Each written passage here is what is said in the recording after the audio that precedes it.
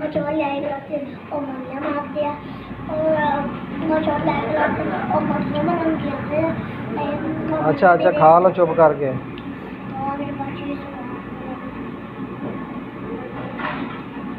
क्या सामने क्या खाना है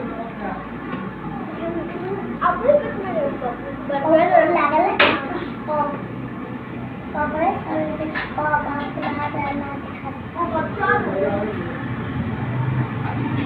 उल्टा सही हुआ क्या और बच्चा खा के ना बच्चा नहीं चुप करके खाओ।